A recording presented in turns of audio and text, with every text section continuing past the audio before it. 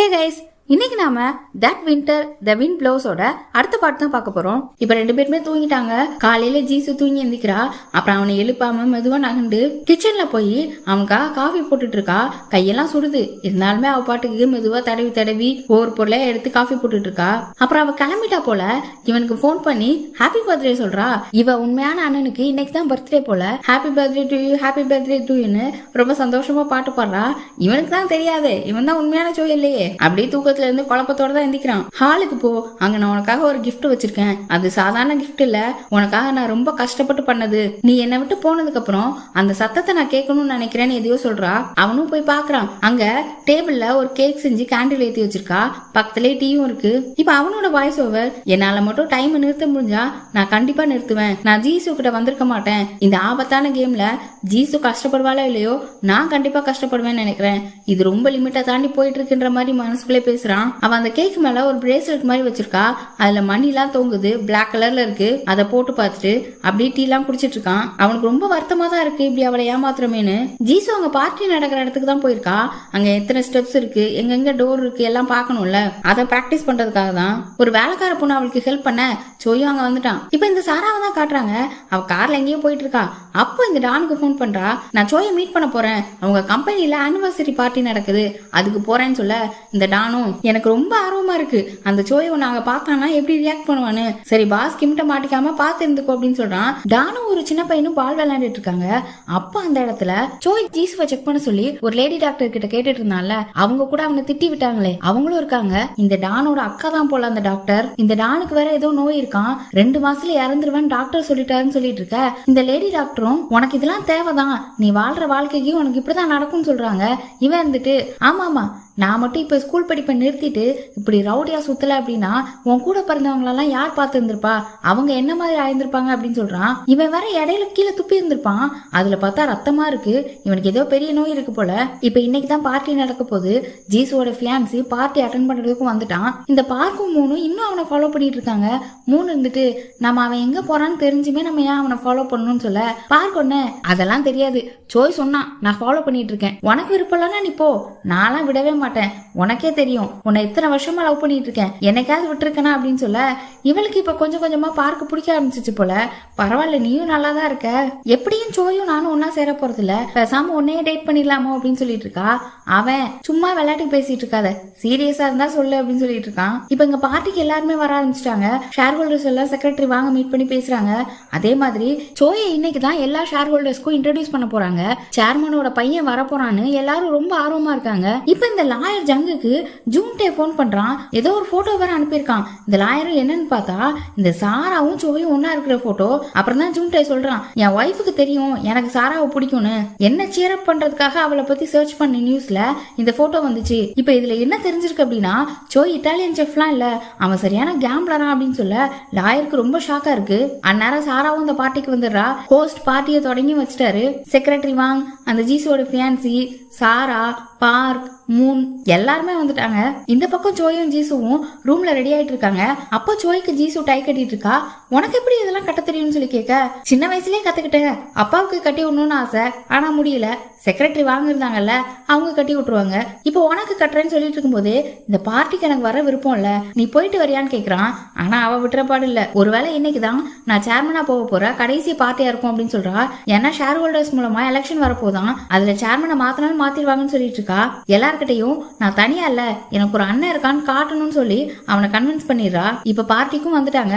Host ஜீசுவை கூப்பிட அவளும் போய் சோயை இன்ட்ரோடியூஸ் பண்ணி வைக்கிறா ஷேர் ஹோல்டர்ஸ்க்கு எல்லாம். இவன் ரெடியா இருந்தா இந்த கம்பெனில அவனுக்கு சேர்மன் பொறுப்பை கொடுக்கறதுக்கு நான் ரெடியா இருக்கேன், ஆனா இவன் அதை மறுத்துட்டான். அவன் இட்டாலிக்கு போகணும்னு சொல்லிட்டு இருக்கான், அங்க ஒரு ரெஸ்டாரண்ட் ஓபன் பண்ண போறான் அப்படின்ற விஷயத்தெல்லாம் சொல்லிட்டு இருக்கா. அப்புறம் அவனையும் நீ உன்னை இன்ட்ரோடியூஸ் பண்ணிக்கோன்னு சொல்ல அவன் மைக்க புடிச்சு நான் ஷார்ட்டா முடிச்சுக்கிறேன், எல்லாரும் கம்பெனி விஷயத்துல ஜீசுக்கு கொஞ்சம் ஹெல்ப் பண்ணுங்க அப்படின்னு சொல்லி முடிச்சுக்கிறான். அப்புறம் அப்படியே பேசிட்டு நகலும் போது இந்த சாராவை வேற பாக்குறான். அவ அந்த பக்கம் வா அப்படின்னு சிக்னல் கொடுக்குறா. சோய் சாராவை பாக்குறத லாயர் ஜங்கும் பாக்குறாரு. ஜீசுவோட ஃபியான்சி இதை பாத்துட்டான். இப்ப சாரா வெளியில போயிட்டா, சோயும் வெளியில போக இந்த ஜீசுவோட ஃபியான்சி அவங்கள ஃபாலோ பண்றதுக்கு ஒரு ஆள் அனுப்பி வச்சிருக்கான். அதே நேரம் ஜீசு ஃபியான்சியோட ஆள் இருக்கால, அவளும் உள்ள வந்துட்டு வெளியில போறா. அவளை பார்க்கும் மூணும் பார்த்துட்டு மாட்டினாண்டா மாப்பிளான்னு அவளை ஃபாலோ பண்ண அவங்க 2 பேரும் வெளியே போறாங்க. ஜீசு ஃபியான்சியும் அவன் கேர்ள் ஃபிரெண்ட் உள்ள வந்துட்டு போனதை பார்த்துட்டான். இப்ப ஸ்டேஜ்ல நிக்கிற நம்ம ஜீசுக்கு தலைவலி வர ஆரம்பிக்குது. ஆனாலும் அவ அதை வெளியே காட்டல. மைக்ல நம்ம கம்பெனி அச்சீவ்மெண்ட்ஸ் எல்லாம் இனிமே பிரசன்டேஷன்ல வரும், அதை பாருங்கன்னு சொல்லிட்டு கீழே இறங்குறா. இந்த பக்கம் சாராவை பார்த்தா சோயை பார்த்துட்டா. அவ ஒரு ரூம் நம்பர் சொல்லிட்டு அவ பாட்டுக்கு முன்னாடி போறா. லிப்ட்ல போய் ஏறவுமே சோய் சாராவோட போனை தான் கேக்குறான். அப்படியே சிசிடிவி கேமராவை வேற பாக்குறான். இவன் என்ன நினைச்சிட்டானா போன்ல ஏதோ டைப் பண்ணி காட்டுறதுக்காக தான் வாங்குறான் அப்படின்னு சொல்லிட்டு அவளும் தைரியமா கொடுத்துட்டா. இவன் என்ன பண்றான், இந்த பாஸ் கிம் இருக்கார்ல அவருக்கு போன் பண்ணி, என்ன உங்க கேர்ள் ஃபிரெண்ட் என்ன பண்ணுது எது பண்ணுதுலாம் பார்க்க மாட்டீங்களா நானே அப்படின்னு பேசிட்டே வரும்போது இவ பின்னாடியே வராளா. உடனே அவ கைய பிடிச்சி சோத்துல அழுத்திட்டு, நானே 60 கோடி பரட்டுறதுக்கு கஷ்டப்பட்டுட்டு இருக்கேன், உங்க கேர்ள் ஃபிரெண்ட் மேல ஒரு கண்ணை வச்சுக்கோங்கன்னு சொல்லிட்டு கட் பண்ணிட்டு போனை தூக்கி போட்டு நவல்றான். அவ கூப்பிடுறா. இவன் கடுப்புல, உன் கரியரையே சோழியை முடிச்சுட்டு போயிருவேன், பெசாம இருந்து கொண்டு போறான். அப்ப பார்த்து ஜீசு ஃபியான்சி ஒரு ஆள் அனுப்பிச்சான்ல அவன் வர, அவன் முதுகுலயே ஒரு போட்டு அவனை தள்ளி விட்டுட்டு அங்க இருந்து கிளம்புறான். இந்த சாரா பொண்ணுலாம் நின்று அழுதுகிட்டே இருக்குது. இது பண்ணதே ஓவரு, இவன் அமைதியா இருக்கதே பெருசு, இது இப்போ உட்காந்து அழுதுகிட்டு இருக்கு. இப்ப செக்ரட்டரி வாங்கிட்ட 2-3 ஷேர் ஹோல்டர்ஸ் வந்து பேசிட்டு இருக்காங்க. ஜீசுக்கு எதிராக இருந்த ஷேர் ஹோல்டர்ஸ் கூட இப்ப கொஞ்சம் மனசு மாறிட்டாங்கன்ற மாதிரி பேசுறாங்க. இப்ப சோயும் பார்ட்டி ஆளுக்கு வந்து ஜீசுவை தேடிட்டு இருக்கான். செக்ரட்டரி வாங்க ஜீசு ஃபியான்சி கிட்ட அவளை எங்கன்னு கேட்க, அவ ட்ரெஸ் மாத்த போயிருக்கா இப்ப வந்துருவான்னு சொல்ல, செக்ரட்டரி வாங்க இருந்துட்டு அவ வரவும் நம்ம கிளம்பிடலாம் அப்படின்னு சொல்லிட்டு இருக்காங்க. இந்த லாயர் ஜங் இருக்காருல அவர் என்ன பண்றாரு அப்படின்னா, இப்ப அவருக்கு தான் சோய் மேல சந்தேகம் வந்துருச்சுல, அவன் ஒரு ஏரியால கேம்லிங் பண்றான்னு சொல்லி கேள்விப்பட்டார்ல, அந்த ஏரியா போலீஸ் ஆபீசர் ஒருத்தரை இவருக்கு தெரியும் போல, அவருக்கு போன் பண்ணி சோயை பத்தி விசாரிக்க சொல்றாரு. இன்னொரு பக்கம் ஜீசு சோய்க்கு கால் பண்றா. அவன் இப்ப வீட்டுக்கு தான் போயிட்டு இருக்கா. தனியா வேற போகவும் இவன் கொஞ்சம் பதறான்.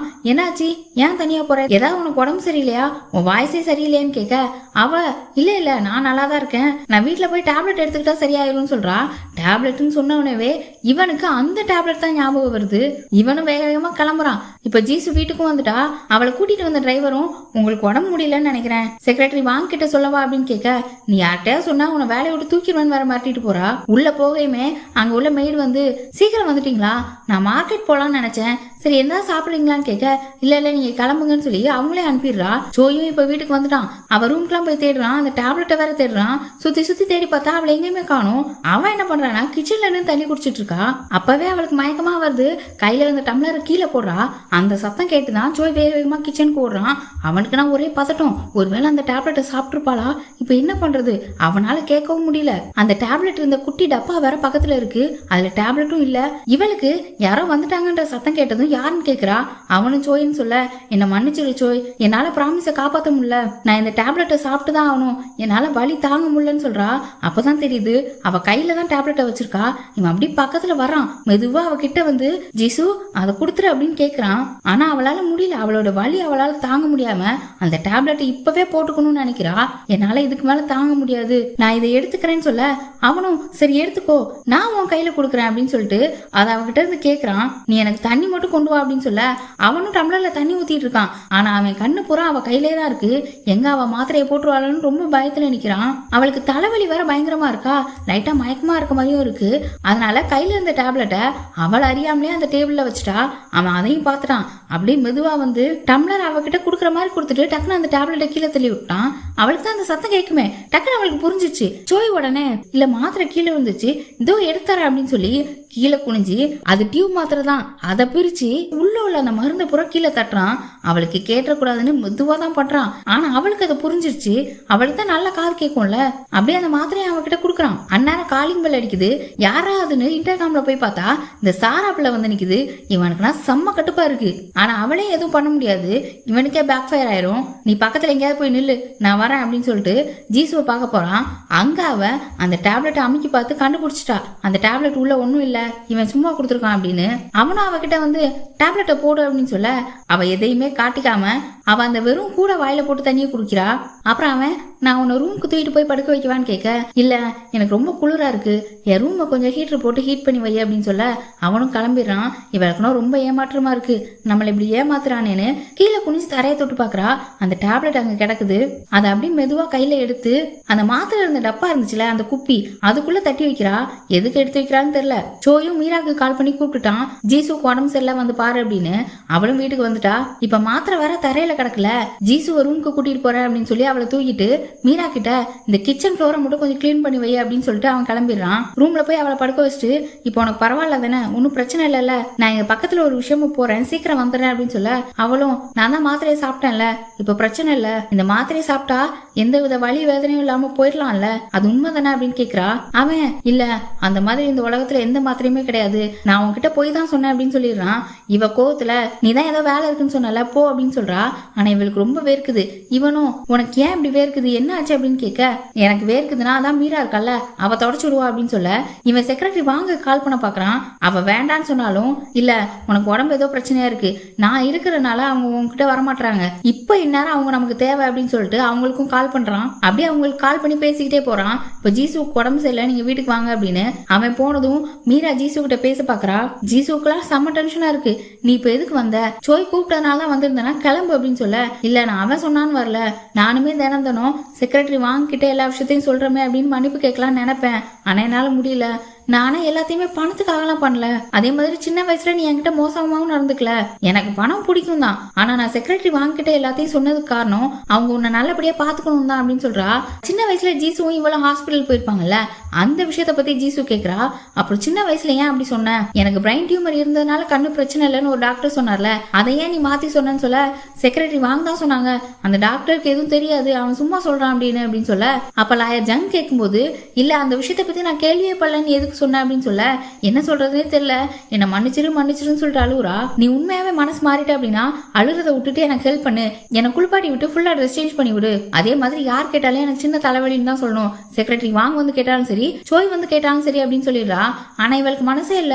அப்போ நீ ஹாஸ்பிட்டல் போவேனாமா அப்படின்னு கேட்க, உனக்கு ஞாபகம் இல்லையா, போன வருஷம் அப்பா இருந்து கொஞ்ச நாள்ல எனக்கு தலைவலின்னு சொன்னதுக்காக 1 மாசமா என்ன ஹாஸ்பிட்டல்ல கொண்டு உட்கார வச்சிட்டாங்க, அதே கஷ்டத்தை நான் பட விரும்பல அப்படின்னு சொல்றா. மீராவும் அதுக்கு ஒத்துக்கிட்டா. இனி அடுத்தடுத்து என்ன நடக்க போகுதுன்றத அடுத்த வீடியோல பார்க்கலாம். நம்ம சேனலை இன்னும் நீங்க சப்ஸ்கிரைப் பண்ணாம இருந்தா சப்ஸ்கிரைப் பண்ணிருங்க. அப்படியே வீடியோ பிடிச்சிருந்தா லைக் பண்ணி ஷேர் பண்ணிருங்க.